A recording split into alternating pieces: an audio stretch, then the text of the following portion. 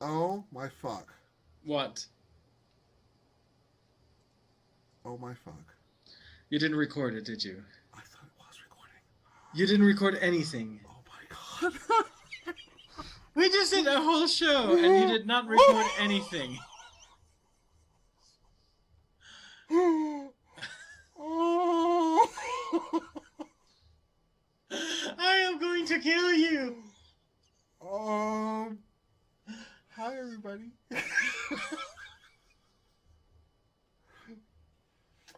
So yeah, hi. I've just got talking for 5 minutes without turning my mic on. Mouse and I have just performed for an hour without me turning record on. We just performed the entire show, Oh and he my didn't record it. god. I don't. I don't even.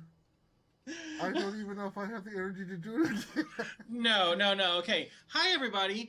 Welcome to the Pre-Dawn of Justice reaction show. In about We a talked couple of about minutes, Lionsgate, by the way. we talked about a lot. We talked about a lot of shit, and he didn't record any of it. So this is going to be Oh. a Dawn of Justice exclusive. We are going to go to the movie. We're going to go to the movie theaters on Friday. He's going in the morning. I'm going at night, and we're gonna watch this. I'm going to watch it with CC, and Drew's friend is going to record his reactions, and we're going to record our reactions, and then we're gonna paste it here, and that's going to be our show. So thank you for watching, and stick around.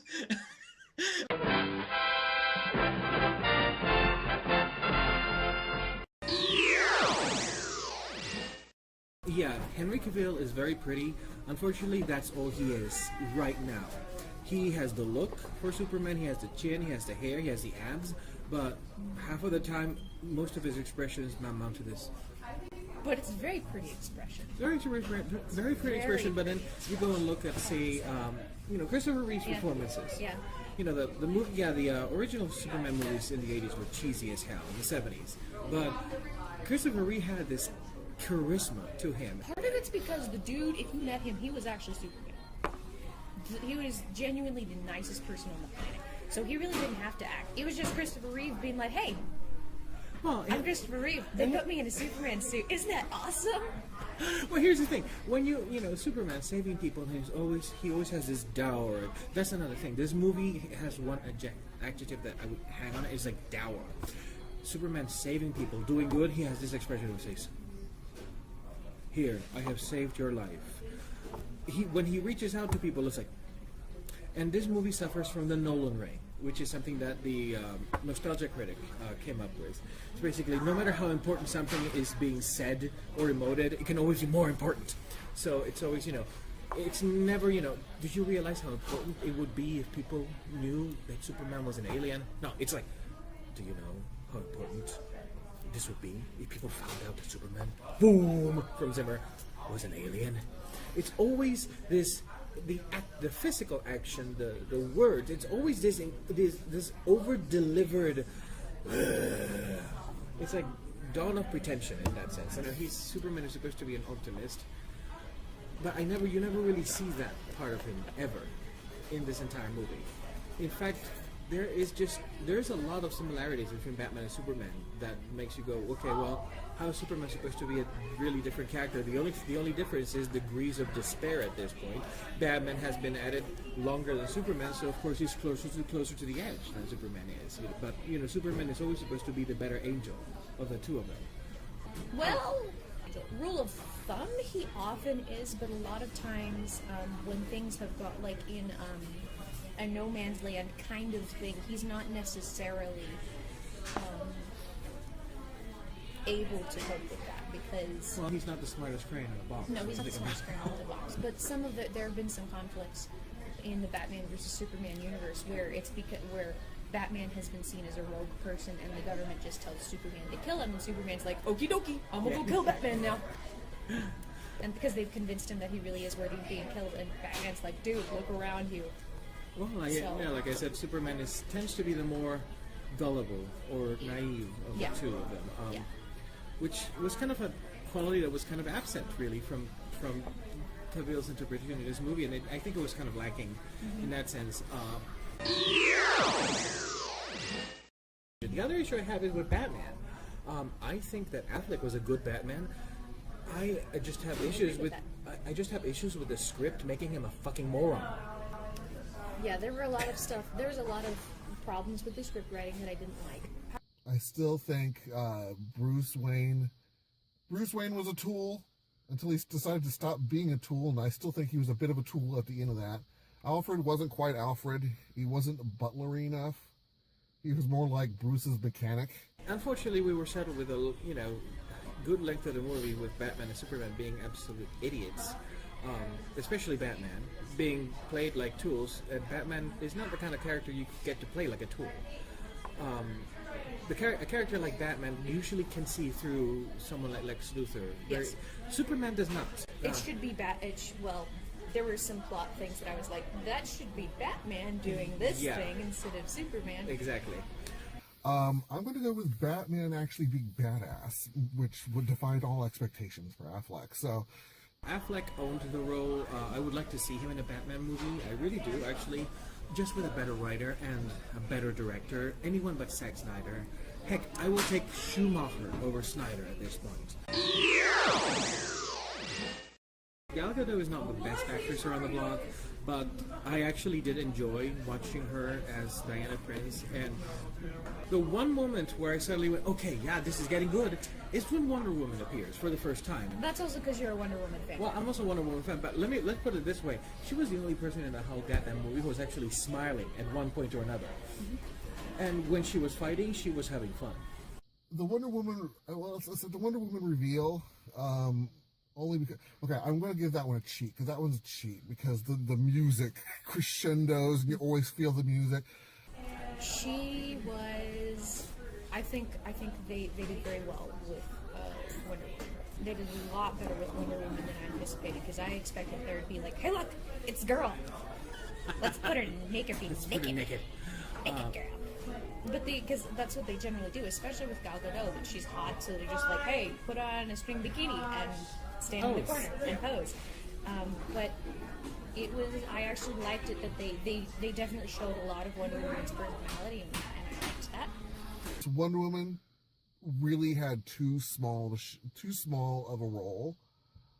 They should have honestly either left her out entirely or had a bigger role for her, a bigger presence. Without revealing too much, she was literally there to give Superman a break. I'm not joking. I'm just going to leave it at that without saying where that comes up, but you'll know. You'll know.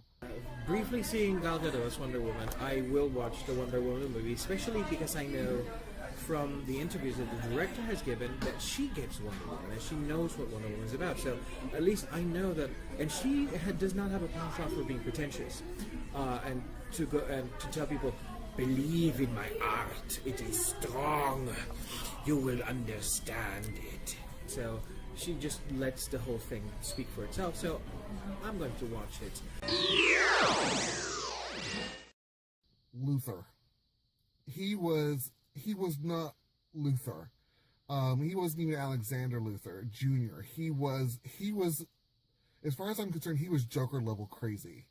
I liked him. I did and not. And that's weird. I did not. I hate the actor generally. Everything he's ever touched before, I think is trash. That's not true. I thought it was this overacted, incredibly hammy. There were portions that were overacted and kind of hammy, and I think that was the direction. And part of it was because there were times where he was just given terrible lines. Terrible lines. Yes, the dialogue in this movie is so bad. But I liked him as Alexander Luthor. He might have been a good Alexander Luthor if he had had a different director who could actually get performances out of his actors. I mean, yeah, it was a little campy, but he's also a Luthor. Luthors are really, they can, Lex Luthor, Alexander Luthor can be very, very mustache twirly at times. So it did not bother me one bit. I mean, compare it to the original Superman movie. Not that that was a particularly good movie, but, the Lex Luthor, taking off his wig, I'm crazy. It didn't bug me. That's a drag queen moment. Ah. It didn't bug me. It did not bug me. He babbled so much I wanted to slap him throughout. Anytime he was talking, I wanted to slap him. I wanted to slap the taste out of his mouth, and that's honestly one of the reasons why I think he was a good Alexander Luthor. Even when he wasn't talking, I still wanted to slap him because he looked like he's got that smirk on his face, and you just want to wipe the floor with it. Do I think that was a successful thing on Eisenberg's part? No. I think he was playing the Joker, and it just happened to be cast as Luthor and didn't realize it. So, yeah, big critique there. Going in, and yes, I tried to blank my mind. I did everything in my power to take that all out of my head and just watch the movie for what it was. But I knew the Flash reveal was coming. I knew the Cyborg reveal was coming. I knew the Aquaman reveal was coming. I knew the Wonder Woman reveal was coming.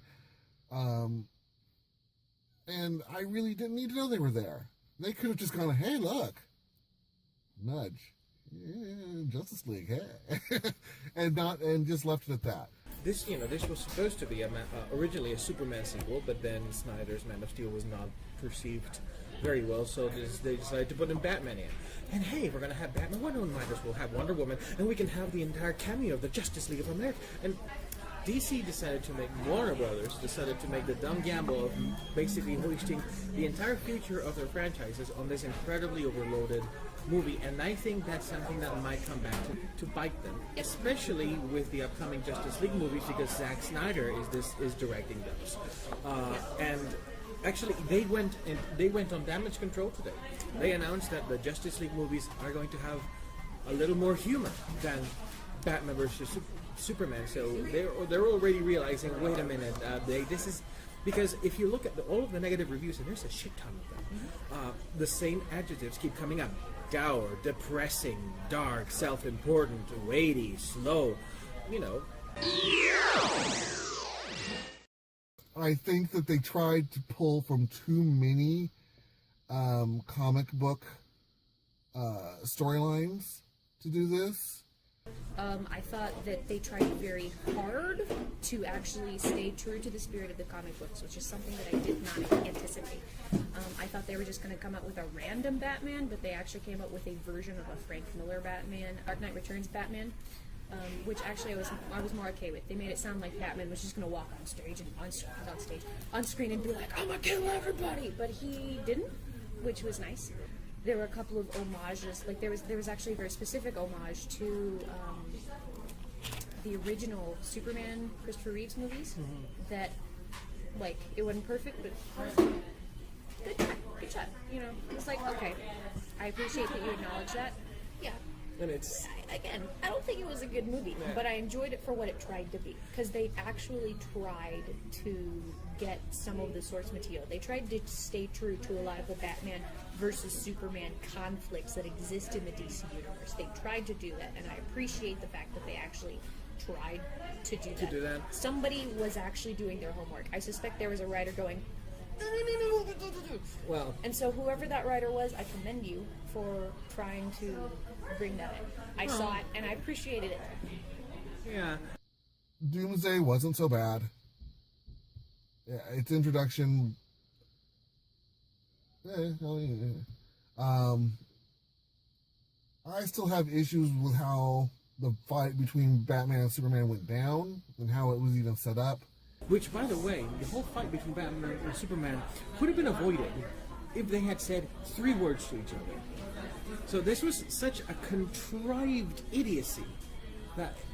To be fair, a lot of Batman versus Superman, anything is just contrived idiocy. I know, it's like, that's bad writing 101 right there. Like, the fact that they chose a Batman versus Superman thing is kind of like...